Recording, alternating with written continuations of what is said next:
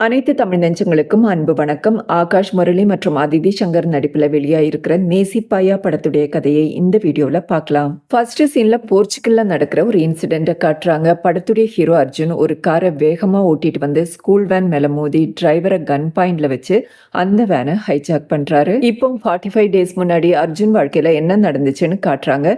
அர்ஜுனும் அவருடைய ஃப்ரெண்டு சுபுவும் சேர்ந்து பிசினஸ் பண்ணிட்டு இருப்பாங்க. அன்னைக்கு அவங்களுக்கு ஒரு பிசினஸ் பிரசன்டேஷன் இருக்கும். அர்ஜுன் மாடியில பிசினஸ் மீட்டிங் ரெடி ஆயிட்டு இருப்பாரு. சுப்பு கீழே உட்காந்து அர்ஜுன் பேரண்ட்ஸ் கூட பிரேக்ஃபாஸ்ட் சாப்பிட்டுட்டு இருப்பாரு. அப்போ டிவியில வர ஃபிளாஷ் நியூஸை பார்த்து எல்லாருமே ஷாக் ஆகுறாங்க. அந்த ஃபிளாஷ் நியூஸ்ல இந்தியாவை சேர்ந்த தியா போர்ச்சுகல்ல வேலை பார்த்துட்டு இருந்திருக்காங்க. அங்க மிகப்பெரிய பிசினஸ் மேக்னட்டான ஆதி நாராயணனுடைய பையன் கார்த்திக் ஆதி நாராயணனை கொலை பண்ணிட்டாங்க. 2 பேரும் காதலிச்சு வந்ததாகவும் சொல்றாங்க. அந்த நியூஸை பார்த்ததும் சுப்புவுக்கும் அர்ஜுனுடைய பேரண்ட்ஸ்க்கும் என்ன பண்றதுன்னே தெரியாது. அர்ஜுன் இந்த நியூஸை பார்க்க கூடாதுன்னு சுப்பு டிவி வயரை கட் பண்ணி விட்டுருவாரு. அதுக்கப்புறம் சுப்பு அர்ஜுனை பிரேக்ஃபாஸ்ட் கூட சாப்பிட விடாம வேகமா கூட்டிட்டு கிளம்பிடுவாரு. கார்ல போயிட்டு இருக்கும்போது இன்னொரு ஃப்ரெண்ட் அந்த ஃபிளாஷ் நியூஸை அர்ஜுன் கிட்ட காட்ட ட்ரை பண்ணுவாரு. அதையும் சுப்பு தடுத்துடுவாரு. ஆனா பிரசன்டேஷன் வென்யூல அர்ஜுன் அந்த நியூஸை பார்த்து பதறி போய் ஜோன் அவுட் ஆயிடுவாரு. அவரால் சரியா பிரசன்டேஷன் கூட பண்ண முடியாது.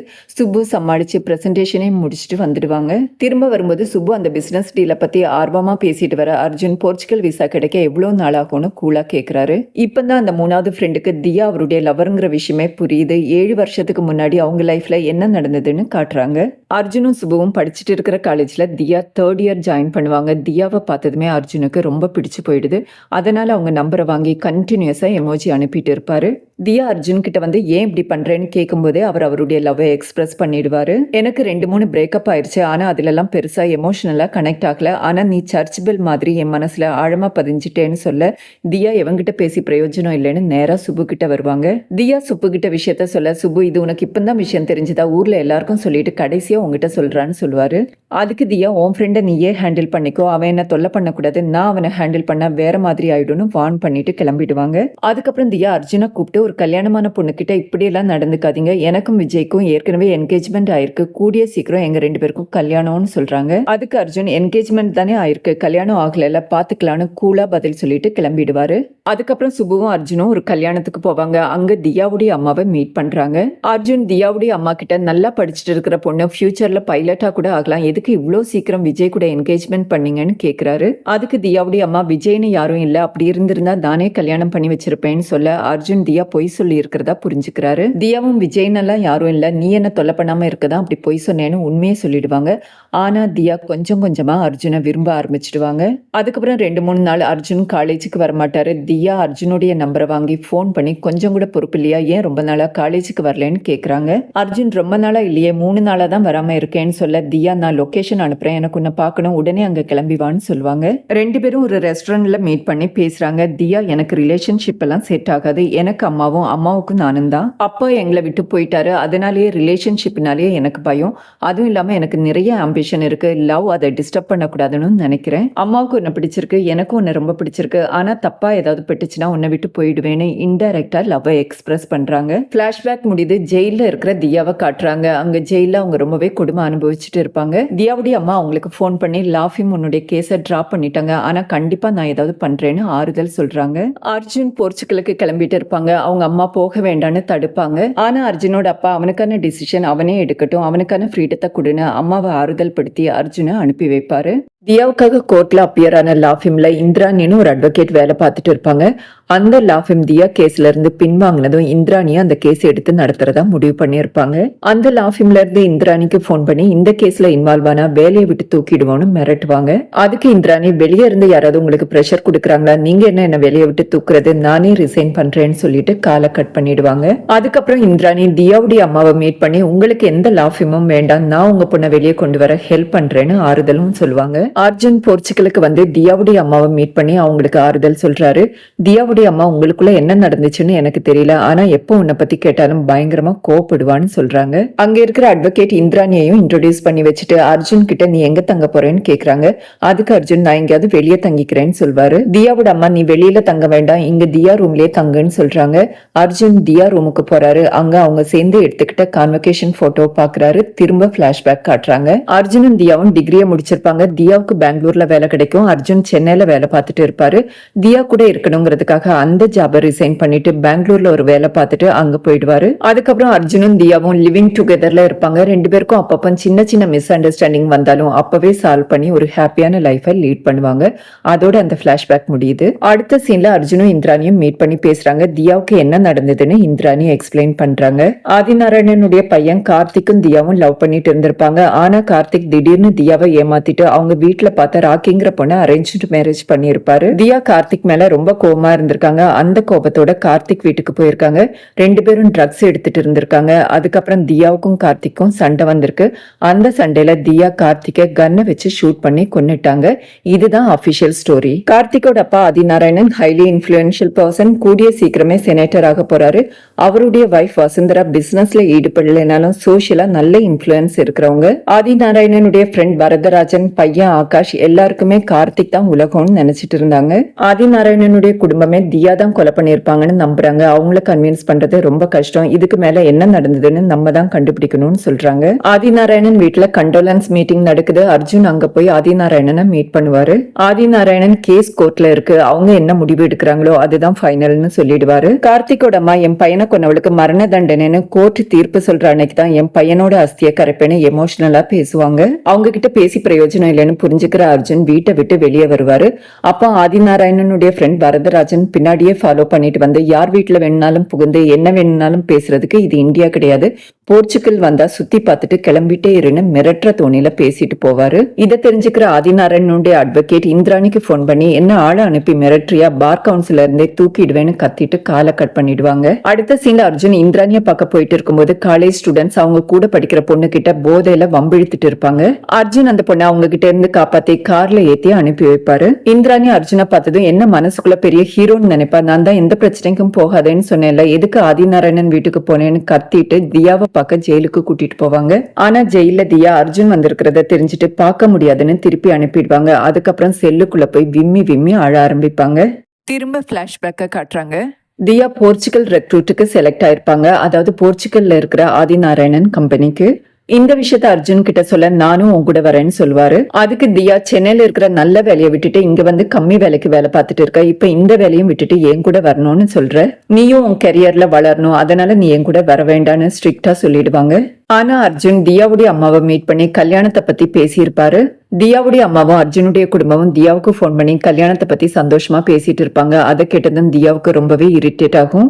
தியா அர்ஜுன் கிட்ட நம்ம கல்யாணத்தை பத்தி நீ முதல்ல என்கிட்ட தானே பேசணும், அதை விட்டுட்டு வீட்டுல ஏன் பேசின, நான் ஊருக்கு போக கூடாது, அதை தடுக்க தானே இந்த வேலையெல்லாம் பண்றேன்னு கேட்பாங்க. அதுக்கு அர்ஜுன் நீ ஊருக்கு போறதுல எனக்கு எந்த பிரச்சனையும் கிடையாது, கல்யாணம் பண்ணிக்கிட்ட பிறகு ஊருக்கு போலான்னு நினைச்சேன், சரி விடு, நீ ஊருக்கு போறதுக்கான எல்லா ஏற்பாடையும் நானே பண்றேன்னு சொல்றாரு. அடுத்ததா தியா விசா இன்டர்வியூக்கு போறதுக்காக கிளம்புறத காட்டுறாங்க. இன்டர்வியூ போறதுக்காக அர்ஜுன் அவருடைய ஃப்ரெண்டோட காரை ஏற்பாடு பண்ணிருப்பாரு. கார் வர்றதுக்கே ரொம்ப லேட் ஆயிடும். காரை எடுத்துட்டு கிளம்பும்போது நடு ரோட்ல நின்று ரெண்டு பேரும் சண்டை போட்டுட்டு இருப்பாங்க. தியா எவ்வளவு சொல்லியும் கேட்காம அர்ஜுன் காரை விட்டு இறங்கி அவங்கள சமாதானப்படுத்த போயிடுவாரு. தியா வேற வழி இல்லாம காரை விட்டு இறங்கி வேறொரு டாக்ஸி பிடிச்சு கான்சுலேட் போவாங்க. ஆனா அதுக்குள்ள அப்பாயின்மெண்ட் டைம் முடிஞ்சிருச்சு, இன்னொரு அப்பாயின்மெண்ட் பிக்ஸ் பண்ணிடுங்கன்னு சொல்லிடுவாங்க. அங்க இருந்து திரும்ப வரும்போது தியா அர்ஜுன் கிட்ட உன் கூட இருக்கவே பயமா இருக்கு, எங்க போனாலும் கூடவே வர, போன் மேல போன் பண்ற, எனக்கான ஸ்பேஸே தர மாட்டேங்கிறேன்னு புலம்பிட்டு வருவாங்க. அதுக்கு அர்ஜுன் உன்னை யாராவது லவ் பண்ணா உன்னால அதை ஏத்துக்க முடியல, அது என்னோட பிரச்சனை கிடையாது, உன்னோட பிரச்சனை, உனக்கு அந்த அன்பை ஏத்துக்கிற தகுதியே கிடையாது, நான் உனக்கு போட்டு விட்ட மோதிரம் எங்கேன்னு கேட்பாரு. தியா அந்த மோதிரத்தை எங்கேயோ கழட்டி வச்சிருப்பாங்க. அது தெரிஞ்சதும் அர்ஜுனுக்கு இன்னும் கோவம் வந்து கண்ணா பின்னான்னு பேச ஆரம்பிச்சு நீயும் அப்படியே உங்க அப்பா மாதிரியே வந்து பிறந்திருக்கேன்னு சொல்ல தியாவால அது தாங்கிக்கவே முடியாது. ரெண்டு பேருக்கும் வாக்குவாதம் முத்தி போக தியா ஒரு கட்டத்துல பிரேக்கப்னு சொல்லுவாங்க. உடனே அர்ஜுன் நீ என்ன பிரேக்கப் சொல்றது, நான் சொல்றேன் பிரேக்கப்னு சொல்லிட்டு கிளம்பிடுவாரு. இதெல்லாம் அர்ஜுன் இந்திராணி கிட்ட சொல்வாரு. இந்திராணி எந்த காரணத்தால ரெண்டு பேரும் பிரிய நினைச்சீங்களோ அந்த காரணம் கொஞ்ச நாள்ல காணாம போயிடும்னு சொல்றாங்க. அடுத்த சீன்ல ஜெயில இருக்கிற ஒரு லேடி தியா கிட்ட வந்து வம்பிழுத்து அவங்கள கத்தியால குத்திடுவாங்க. அதோட விடாம அவங்கள தூக்கி போட்டு மிதி மிதின்னு மிதிச்சு திரும்பவும் கத்தியால குத்த ட்ரை பண்ணுவாங்க. அதுக்குள்ள போலீஸ் வந்து அவங்கள காப்பாத்திடுவாங்க. தியா அர்ஜுனை பார்க்க விரும்பாததால இனிமே இந்த ஊர்ல இருந்து பிரயோஜனம் இல்லைன்னு ஊருக்கு கிளம்பிட்டு இருப்பாரு. அப்ப தியா டிராயர்ல அவர் கிஃப்ட் பண்ண மோதிரத்தை பாப்பாரு. தியா மனசுல இன்னும் அவர் இருக்காருன்னு புரிஞ்சுக்கிட்டு சந்தோஷப்படுவாரு. அப்ப இந்திராணி அர்ஜுனுக்கு போன் பண்ணி தியா குத்துப்பட்டு ஹாஸ்பிட்டல்ல இருக்கிற விஷயத்த சொல்றாங்க. ரெண்டு பேரும் தியாவை பார்க்க ஹாஸ்பிட்டலுக்கு போவாங்க. ஆனா பெர்மிஷன் கிடைக்காது. கிடையாது. இந்திராணி அர்ஜுன் கிட்ட தியாவை ஜெனிங்கிற ஒரு லேடி தான் அட்டாக் பண்ணிருக்காங்க. லோக்கல் காங்ஸ்டர் மாண்டியுடைய வைஃப். அவங்க ரொம்ப டேஞ்சரஸான ஆளுங்க. தியா அவங்கள திருப்பி அட்டாக் பண்ணதுல அவங்க கை பிராக்சர் ஆயிருக்கு. அதனால அவங்க சும்மா இருக்க மாட்டாங்க. திரும்பவும் தியாவை அட்டாக் பண்ண ட்ரை பண்ணுவாங்க. இப்பொழுதுக்கு தியா சலைட்டர் கன்ஃபைன்மெண்ட், அதாவது தனிமை சிறையில இருக்காங்க. கூடிய சீக்கிரம் ஜெயில் மாத்த சொல்லி ரிக்வெஸ்ட் கொடுக்கலான்னு சொல்றாங்க. இந்திராணி அர்ஜுன் கிட்ட யாரையும் பார்க்க புறப்பட்டு போகாதேன்னு வார்ன் பண்ணிட்டு கிளம்புவாங்க. ஆனா அர்ஜுன் மாண்டிய பார்க்க போறாரு. அங்க மாண்டியுடைய ஆளுங்க அர்ஜுனை அடின்னு அடிப்பாங்க.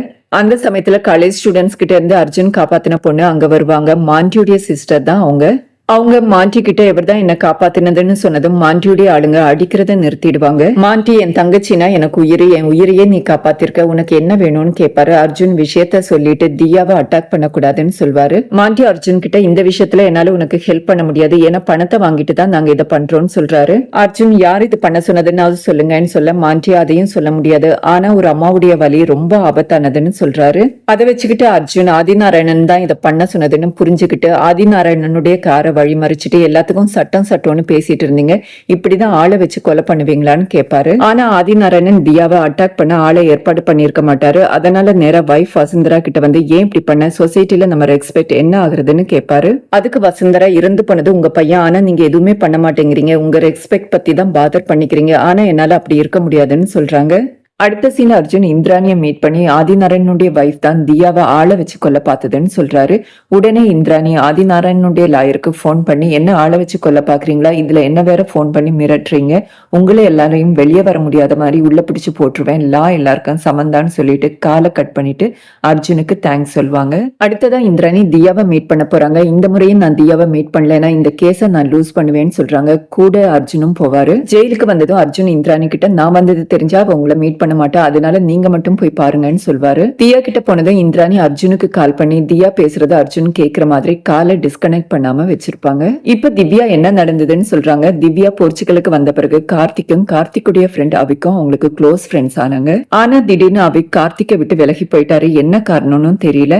தியா கார்த்திக்கு ஆதரவா இருக்கலாம்னு நினைச்சா ஆதிநாராயணனுடைய ஃப்ரெண்ட் வரதராஜன் தியாவை கார்த்திக் கிட்ட இருந்து விலகி இருக்க சொல்லி மிரட்டுவாரு. அதுக்கப்புறம் கார்த்திக்கு ராக்கிங்கிற பொண்ணோட கல்யாணம் ஆகுது. அந்த சமயத்துல தியா இந்தியா வந்திருப்பாங்க. திரும்ப போர்ச்சுகல் போனதும் கபில்ஸ விஷ் பண்ணலான்னு போயிருப்பாங்க. ஆனா அவங்க ரெண்டு பேரும் கொஞ்சம் கூட ஒட்டாம சம்பந்தமே இல்லாம இருப்பாங்க. அதுலயும் ராக்கிக்கு தியாவை கண்டாலே பிடிக்கல. ஒரு நாள் கார்த்திக் தியாவுக்கு போன் பண்ணி எல்லாரும் சேர்ந்து என்ன ஏமாத்துறீங்களான்னு கத்துவாரு. என்ன நடக்குதுன்னு தியாவுக்கு புரியாது. உடனே கிளம்பி கார்த்திக் வீட்டுக்கு போவாங்க. அங்க கார்த்திக் ஸ்விம்மிங் பூல்ல ரத்த வெள்ளத்துல இறந்து கிடப்பாரு. தியா தலையில யாரோ அடிப்பாங்க. அதுக்கப்புறம் போலீஸ் வந்து தியாவை அரெஸ்ட் பண்ணிட்டு வந்துடுவாங்க.